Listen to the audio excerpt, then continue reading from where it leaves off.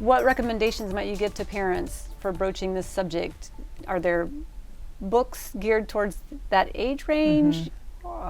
Just simply having discussion? Are there things online that are helpful as guides for discussion? Yeah, I mean, all of that. So I would, there's a great series of books. It's Not the Stork is the name of the first one. Do you know that book?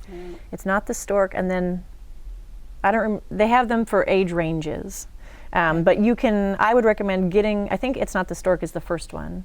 And getting that book and then reading it in advance and maybe paper clipping together the pages your kid's not totally ready for yet. But it talks about bodies, and it talks about relationships. That and you're meant to sit down and read. Yes, it's like a story. Yeah, it's got pictures Okay. and like drawings and comics and cartoons and little characters that take you throughout, and it goes into sex and having babies and all of that. But I didn't start with all of that. I started with just talking about bodies, and I think storybooks are a really great way for parents who feel like, okay, I know I need to do this, but I have no idea how to say what I want to say. I remember as a young child being at the kitchen table with my mom, and she had just a piece of paper and a pencil, and she was drawing out the uterus and the fallopian tubes, and she was very matter of fact about it, and so I was like, no big deal learning about it. And that worked. Yeah. So I mean, I suppose I could just go old fashioned and go that route. But yeah, sure. I was just wondering if you had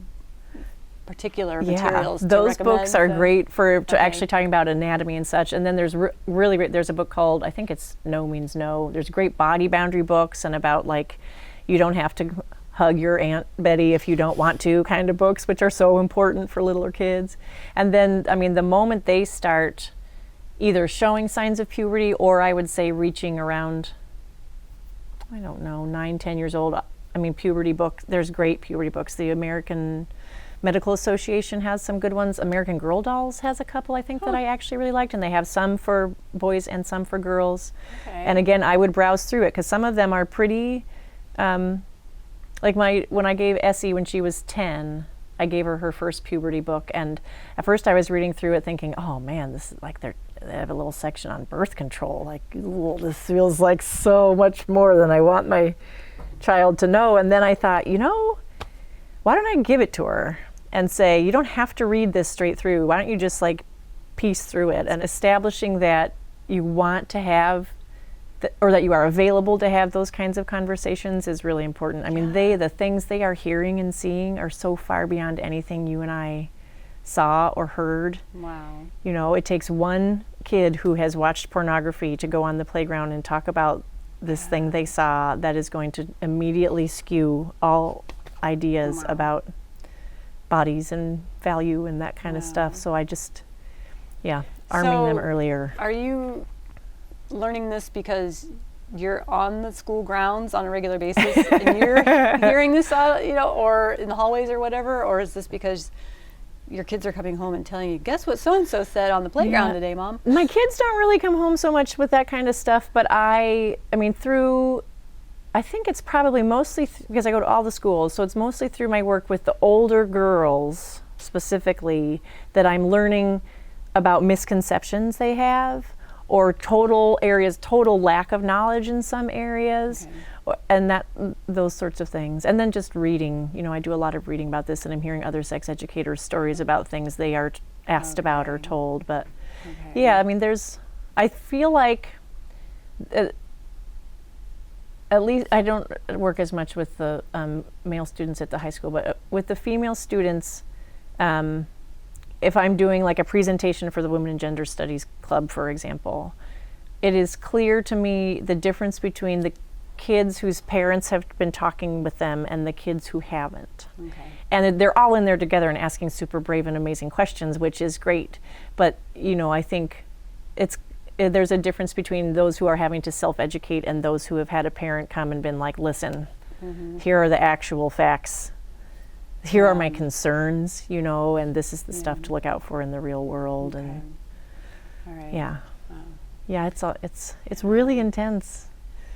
Yeah. I know. And I had never thought about having these conversations yet because it just feels like my kids are not old enough yet that I needed to, until I read the article in the newspaper about what you were proposing for changes in the school curriculum. I'm like, oh, maybe I think it's time that I start having this conversation with my kids, or especially my son, since he's the older of the two.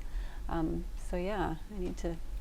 Yeah, I need to it's hop good. on it. Yeah, well, and I think I had another friend recently who has a daughters I think in 4th or 3rd, and she was starting to think maybe she was starting late and was worried she hadn't said enough, and so I recommended that book, and they sat down with their daughters, and one of the daughters was like, give me more information, and the other one was all embarrassed, but she said it started a good conversations that were able to sort of unfold at each daughter's specific pace of their comfort, over time. And I don't think it's too late to ever just, you can sit down and you can even say, this makes me nervous because nobody talked to me about this openly when I was little, but I want to change that in how I parent you.